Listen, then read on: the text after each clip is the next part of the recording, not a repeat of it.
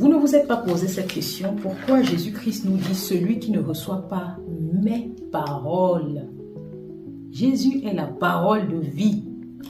Comprenez cela aujourd'hui. Jésus est la parole de vie. Et la parole ne vit pas sans le Père.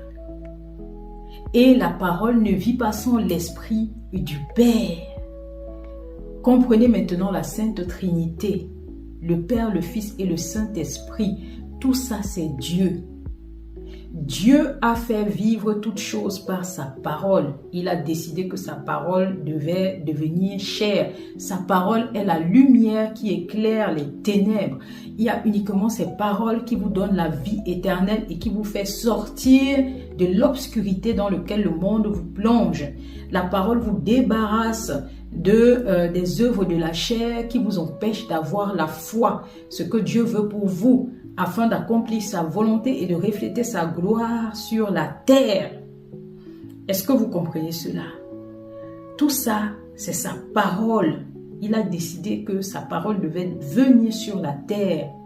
Et sa parole ne peut pas vivre sans son esprit. Parce que c'est grâce à son esprit que vous avez la direction. Vous comprenez maintenant pourquoi Jésus, sans Dieu, le Père, ne pouvait pas œuvrer. Ensemble, ils œuvraient. C'est pour cela qu'il disait, celui qui m'a vu a vu le Père. Le Père lui a donné son esprit. Vous avez très bien vu lors du baptême, l'Esprit du Seigneur descendre sur Jésus. La parole a reçu l'Esprit. Parce que les trois doivent fonctionner ensemble.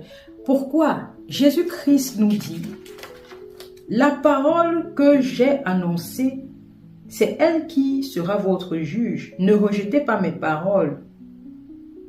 Et il dit que ce n'est pas lui qui a donné les paroles. Il dit, car la parole a été prescrite. En fait, Jésus est la parole faite chair.